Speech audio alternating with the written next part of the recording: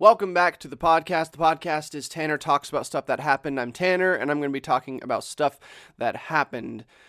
And today, the stuff that happened that we're going to be talking about is called the Bay of Pigs invasion. And the Bay of Pigs invasion was a failed invasion off the island of Cuba by Cuban rebels aided by the United States, happening in the year 1961, conducted primarily by the President of the United States, John F. Kennedy, and often cited as his biggest presidential blunder. That's what we're talking about today. This is going to be a longer one because there's a lot to cover about this situation, and I'm excited about this one. So let's get down to it. First and foremost, to say the operation was risky is putting it very lightly, because we're talking about an action that could have resulted in a Third World War. But I'm getting ahead of myself there. To understand the causation of the Bay of Pigs invasion, I need to fire hose you with a brief history of Cuba. So colonized by the Spanish in 1511, almost 20 years after Columbus arrived in the Americas, Cuba steadily grew with a mix of indigenous population, slave population, and Spanish population for several centuries until the outbreak of the Spanish-American War in 1898, when an American ship in the Havana harbor called the USS Maine exploded. The United States government blamed the Spanish for the explosion, claiming it was an act of sabotage, though later studies concluded that the explosion was caused by a fire that reached the ammunition storage of the ship. But regardless, a war began that lasted for several months, costing the lives of thousands and resulting in, among other things, a U.S. invasion of the Spanish colony of Cuba. 3 civil wars had been raging in 4 decades preceding that U.S. invasion, and the United States saw an opportunity to assist the rebels in overthrowing the imperial government, while also establishing a national government sympathetic to the United States. This culminated in the Battle of Tacubaya, where the United States dropped 30 infantry and supplies on the shores of Cuba, assisting a contingent of nearly 400 Cuban rebels already engaged with Spanish troops. Unfortunately, the operation was a failure, and the soldiers were rescued from the same beach under heavy fire. This battle wasn't massively significant in the grand scheme of things, but I want you to remember it because we will be drawing some parallels between it and the invasion that happened in 1961. The most famous battles were the Battle of El Caney and San Juan Hill, where our good friend Teddy Roosevelt stormed the field with his Rough Riders and ousted the Spanish army from the island altogether. But that's not what we're talking about today. Basically, after the Spanish army left Cuba, there was about a 3-year interim period where the United States assumed control of a colonial Cuban government before the establishment of the Cuban government in 1902. But the government established in 1902 was plagued with problems. While many Cubans had fought together for independence, many had different ideas about the government they were fighting to create. And the next 40 years were rife with insurgencies and protests. The U.S. stepped in more than once to intervene, while elected officials on the island became corrupt. In 1924, there was a tourist boom which led to increased gambling and prostitution on the island, frowned upon by the conservative factions of the country, and the Wall Street crash of 1929, which I did an episode on before, resulted in a collapse in the prices of sugar, one of the main exports of the island. 4 years later, a revolution began, resulting in an overthrow of the Republic and an establishment of a fragile provisional government. I want to emphasize that this provisional government was very fragile because it again collapsed in 1940. In the next 20 years, a new constitution was adopted, and though several governments took control with other failed armed insurgencies racking the land, Cuba saw moderate prosperity. And in 1958, it was considered one of the most prosperous countries in Latin America. Enter Fidel Castro. Born in the tiny hamlet of Birin, Cuba, on August 13, 1926, to a wealthy Spanish farmer, Castro didn't have the proletariat backstory that many communist leaders used to bolster their credibility. But rather, Castro adopted a lot of anti-imperialist ideologies while he was studying law at the University of Havana, and participated in popular uprisings in the Dominican Republic and Colombia. Castro adopted his far-left opinions, as many of the leaders he ousted were hyper-capitalist, and generally fell on the right side of the political spectrum. Castro adopted a Marxist-Leninist ideology, and after leading a revolutionary force in a lengthy guerrilla war against the corrupt government in Cuba, Castro overthrew the president of Cuba and declared himself the prime minister of the country in 1959. He planned to unite the Cuban political system under one party, the Communist Party, making Cuba a socialist state. He restricted the press, releasing only state-controlled material, and offered monetary and material support for anti-imperialist revolutions abroad in Chile, Nicaragua, and Grenada. He centralized the economy, he created broad social welfare programs, he nationalized many industrial businesses in the country, and then he started expressing sentiments aligned with the Soviet Union. This was at one of the most tense points of the Cold War. Needless to say, the American government was not a fan. Castro told American oil rigs in Cuban waters that they would begin refining oil from Soviet Union sources. Under pressure from the American government, these oil rigs refused. Castro responded by nationalizing the refineries, instructing all foreign workers to vacate. As retaliation, the United States canceled all importation of Cuban sugar, prompting Castro to nationalize all U.S.-owned industries in the country, including Coca-Cola and Sears Roebuck factories. To make matters worse, a French freighter carrying arms and ammunition exploded while unloading in Havana in March of 1960. Castro publicly accused the United States of sabotage, but the United States then expressly prohibited all exports to Cuba, with the exceptions of medical supplies and certain foods. Because the United States was acquainted with the idea of meddling in foreign affairs up to this point, they began to look at ways to get Castro out of office without being detected. Soon, pockets of resistance to the new communist regime began to pop up in the mountainous regions of Cuba, waging a guerrilla war against Castro as long as they had breath. These guerrilla groups were armed and funded by exiled Cuban nationals in Florida, sympathetic politicians in the Dominican Republic, and, yes, the Central Intelligence Agency of the United States of America. Castro began a brutal crackdown of these counter-revolutionaries, inflicting horrendous psychological torture upon them. He arrested citizens involved with the old regime and began executing them. Among those executed was William Alexander Morgan, arrested and tried for counter-revolutionary activities. Interestingly enough, he had fought alongside Castro's forces in the Cuban Revolution, opposed to the corrupt Cuban regime Castro sought to overthrow, but had switched sides when Castro started censoring the press and showing communist leanings. He was found guilty of supplying the counter-revolutionary forces, and on March 11th, 1961, he was executed on Cuban soil. He was an American national. By this time, the CIA had begun actively trying to snuff out Castro for almost a year. In 1960, they had officially begun drawing up plans to assassinate the communist leader, but nothing had yet come to fruition. Led by Dwight D. Eisenhower, the President of the United States at the time, the CIA had concocted a daring plan that would never take place, called the Trinidad Plan. I think it's worth mentioning that the man overseeing these plans was the Deputy Director of Plans for the CIA, named Richard M. Bissell, Jr.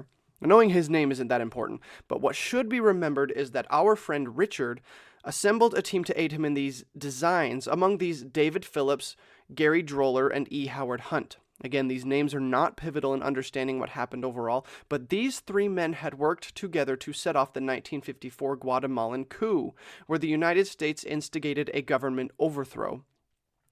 They'd done it before. It seemed suitable for them to be part of the committee to make it happen again. In the Trinidad Plan, Brigade 2506, a collection of around 1,200 Cuban rebels opposed to Castro's regime, would be trained in the United States with the intention of invading Cuba. Initially, a small force would create a diversionary attack at the province of Oriente, the easternmost province of the island, which has since been divided into several smaller provinces. Castro would send his men to crush that attack, while the main force of over 1,000 men would assault Casilda, a port town near the city of Trinidad. At Casilda, the force would establish a beachhead where the United States would transfer a revolutionary government to the island and would, with its allies, endorse this government as the rightful governing body of Cuba. It was a bold plan. The plan was not able to be put into action before Eisenhower took office, and when John F. Kennedy became the president-elect, Eisenhower met with the young politician to divulge the secret plot to overthrow the Cuban government. Since 1960, the United States had already been training Brigade 2506 and preparing them for the invasion, housing them on a small island off the coast of Florida. JFK was unnerved by the brashness of the plan, and when he was sworn into office, he decided to scale back on the measures that would be taken. JFK observed that the ice the relations between the United States and the Soviet Union rested on was growing thinner by the minute, and thought a more subversive ploy would be a safer alternative. Rather than storming the island guns blazing, JFK decided that the invasion should happen at night, and he moved the landing location from Trinidad to a quieter sector of the island called Zapata, specifically in a small bay called the Bay of Pigs. Kennedy worked with the State Department, who presented the reasoning that an airfield of the necessary size to support B-26 bombers, which would be pivotal in the operation, did not exist near Trinidad, and bombers would need to be flown in from off-island, giving plenty of proof that the United States was involved in the operation. Kennedy approved the Bay of Pigs plan because there was an airfield long enough to hold the B-26 bombers, it was far away from a large group of civilians, and it was less, quote, noise, militarily, making plausible deniability a more believable option if the plan were to go awry. The problem with the plan was also location. The Trinidad plan had a contingency protocol for an operational failure.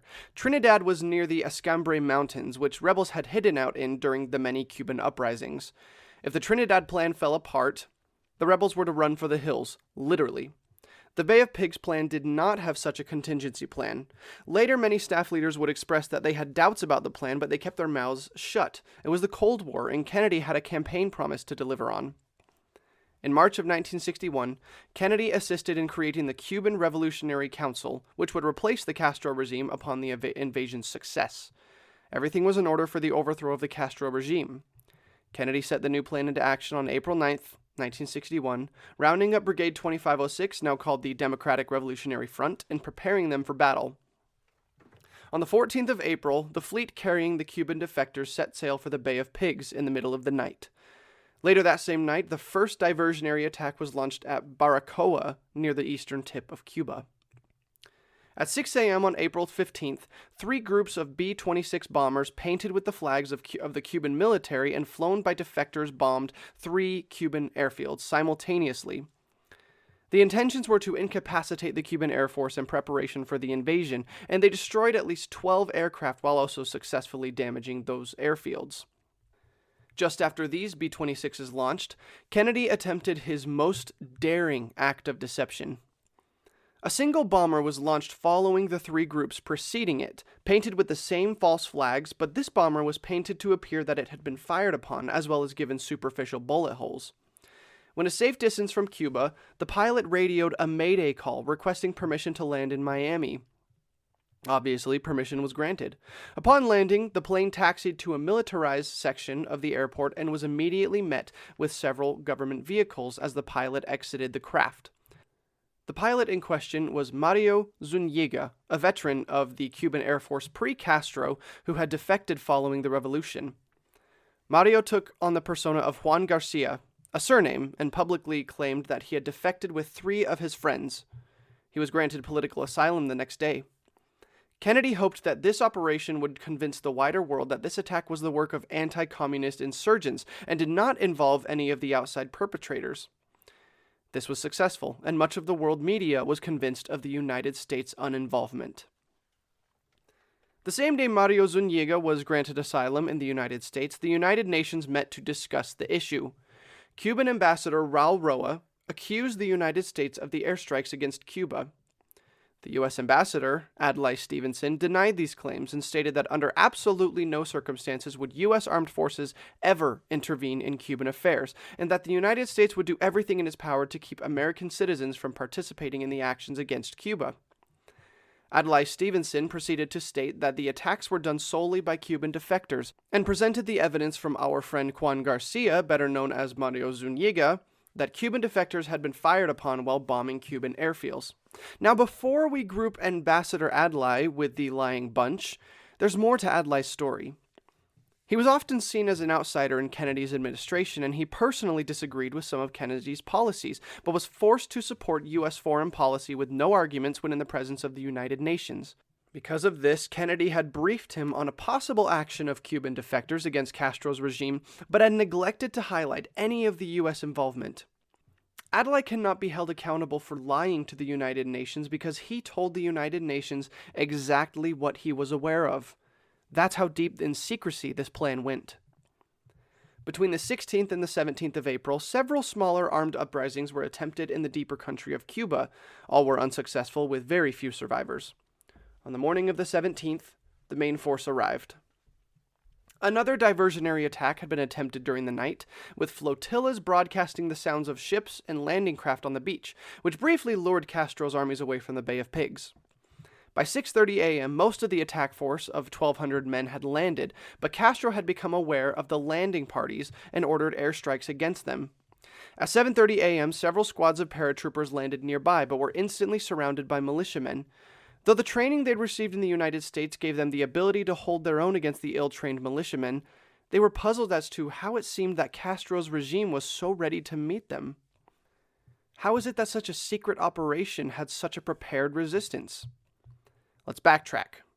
Remember how Castro was pretty sympathetic to the Soviet Union? Well, in the 1960s, the Soviets' list of allies was pretty sparse globally, and if someone scratched their back, they'd return the favor. Enter the KGB. As some members of Brigade 2506 had loose lips in Miami, KGB units had picked up on it. Don't ask me how, the KGB is like a mythical force to me. The agents phoned Castro as quickly as they could, and Castro made sure his army was ready to meet the insurgents. Combine this with the fact that essentially the entire population owned weapons and were prepared to use them, by decree of Castro's regime. He knew he wasn't well liked among his neighbors, and with his complete control of the press, he'd convinced the populace not only that an invasion was possible, but that it was inevitable, and that everyone who would perpetrate such an act would decimate the population in cruel ways. Kennedy was hoping for a popular uprising. His hope was misplaced. All right, back to the action. The objective of the paratroopers was to cut supply lines and destroy roads and bridges, delaying Castro's response to the invasion. With the amount of militia they encountered, this became impossible, and Cuban troops flooded toward the invasion force. Around noon, the two forces had begun to clash on a larger scale. An advance group of nearly 400 rebels were holding their ground. Initially, the operation seemed to be going well for the defectors, as several positions held by the militiamen were wiped out by the tanks that the Americans had lent to the invaders. But things went south very quickly. Groups of paratroopers were all but lost, and the freighters carrying supplies to the Bay of Pigs fled when they saw that the mission of the paratroopers had been a disaster. By nightfall, the invaders had set up a beachhead at the town called San Blas, but it was coming under constant fire from Cuban counterattacks. Men began to fall, casualties mounted, and as the ships meant to supply the men failed to return, hope began to fade. Several desperate airdrops carrying ammunition and medical supplies were successful, but at the rate the Cuban army was counterattacking, it was a lost cause. But the Cuban defectors were not going to give up quite so easy. The next day, Castro's forces upped their game, bringing Soviet tanks to crush the attacking force after a lengthy artillery bombardment. But the artillery had mostly missed the attackers, and the rebels had prepared for what came next. The tanks rolled into an ambush at San Blas, and several tanks were destroyed, resulting in a rout. Despite inflicting heavy casualties upon Castro's forces, a shortage of ammunition forced the leaders of the rebels to begin to call for a general retreat, and Castro pressed his attack once again. At this point, ammunition levels were critical, and some leaders suggested fleeing into the mountains with the men they had left to wage guerrilla warfare. But others decided that they'd come too far to quit now, and the beachhead was to be held at all costs. Castro observed the beachhead, seeing that it was held by hundreds of men who had inflicted heavy casualties upon his army, including several armored vehicles. He halted his attack, re-evaluating the situation. The Cuban rebels had a moment to breathe. During this time, the B-26s fighting for the rebels had been running sorties throughout the country, but as fighting grew chaotic, they began bombing with abandon, murdering dozens of Cuban civilians in the process. Very quickly, the operation was falling apart. As the United States watched their plan fail, they grew desperate and ordered American nationals to assist in the effort. This resulted in 4 American airmen being shot down over Cuba. All of them died. Remember how the Soviet Union would scratch the backs of those who scratched theirs? Well, around this time, Kennedy received a telegram from Nikita Khrushchev himself, the leader of the Soviet Union. If a single American soldier set foot on Cuban soil, it would be nuclear annihilation. Kennedy's hands were tied. All he could do now was watch. While pockets of resistance still remained, the rebel forces were facing a mounting crisis of ammunition. Castro, encouraged by Khrushchev's threats, launched another tank assault on the town of San Blas, and the rebels did not have the means to fight it off this time. A general disorganized retreat began back to the beach under considerable fire from the Cuban ground forces. 2 disguised American destroyers moved into the bay in an attempt to evacuate the surviving rebels. But tank fire from the shore forced them to retreat. The rebels held the beach for several hours longer, but surrounded by hundreds of wounded and dozens more dead, late in the day, they were forced to surrender, with Castro taking over 1,000 men as prisoners. In ensuing days, several covert operations by the CIA would scour nearby beaches for survivors and would rescue nearly 30 rebels who had escaped capture, but the operation was a total failure. 120 Cuban rebels had been killed, with hundreds wounded and over 1,000 captured. Exact numbers on casualties sustained by Castro's men are hard to come by, but significantly more were killed by the rebel forces than were inflicted upon them. News of the attack began to circulate, and photos of planes lent to the Cuban rebels were purposefully released by Castro. Even though the B-26 bombers had been painted to seem stolen from the Cuban Air Force, the crafts were designed by Douglas Aircraft Company, which was centered in Southern California, and the B-26 had been put into action in World War II and the Korean War by the United States. The craft had been built exclusively for use by the United States and her allies. If the rebels had been using a single B-26 among other planes, plausible deniability would still be an option, but the pictures clearly showed that 8 bombers had been used to attack Castro's regime, all but proving that the American government had lent the bombers to the Cuban defectors. The world turned to the United States and John F. Kennedy for answers. In response, on April 21st, 1961, Kennedy publicly addressed the nation and took full responsibility for the attack. Remember our friend Adlai Stevenson, ambassador to the United Nations, who hadn't been briefed on the invasion plans and had declared to the world with absolute certainty that the United States had absolutely no involvement in the Bay of Pigs invasion? He was humiliated and furious.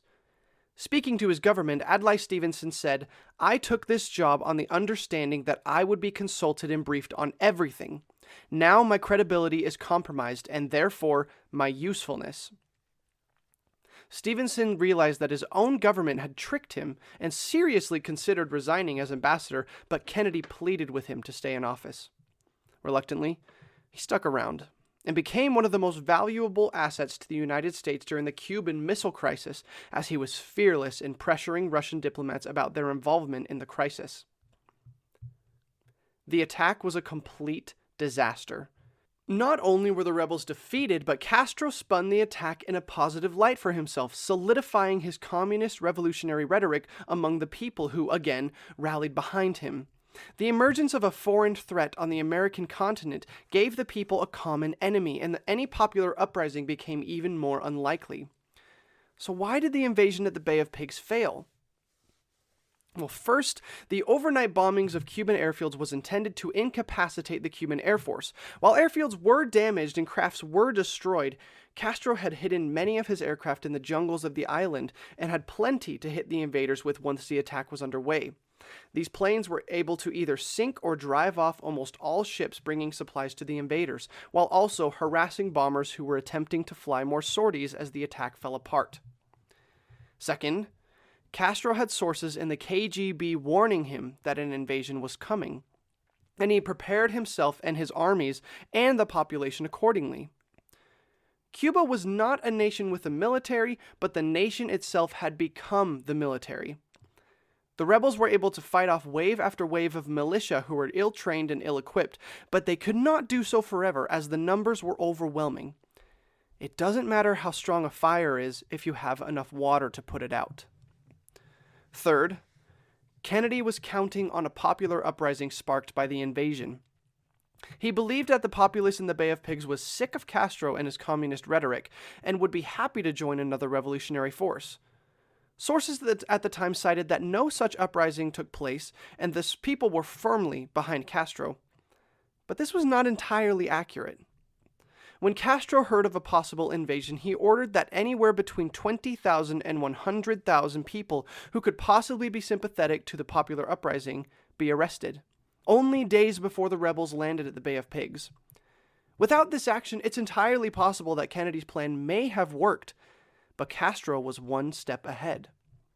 The United States spent the next year doing damage control on the world stage until the onset of the Cuban Missile Crisis in 1962, when the free world turned again against the Soviet Union. The resistance of Castro to an invasion funded by Big Bad Uncle Sam inspired other communist movements in Central America, notably in Belize, Costa Rica, El Salvador, Guatemala, Honduras, Nicaragua, and Panama, all of which would experience communist revolutions, insurgencies, or military coups in the 1970s in a series of events known as the Central American Crisis. The Bay of Pigs backfired on Kennedy in every possible way, and it is why it would be known as Kennedy's Blunder. Castro's position in Cuban leadership was all but immortalized. He declared the victory over the rebels, quote, the first imperialist defeat in the Americas. And the same victory would make him a populist leader in Cuba, where he would rule until 2008, 1 year short of half a century. And ladies and gentlemen, that is the story of the Bay of Pigs invasion. Thanks for joining me today on Tanner Talks About Stuff That Happened. I hope you're all doing well in this crazy quarantine we've got going on. It seems like things are starting to taper off a little bit. It seems like things are starting to get a little bit better in the world, and I'm really grateful for it. I don't know how much longer this is going to last, but I'll be around creating more podcasts, telling more stories. I've already decided on the subject for next week, and I'm excited to share it with you all. So, thank you for joining me on Tanner Talks About Stuff That Happened. I'm Tanner, and I am signing off for today. Enjoy your day.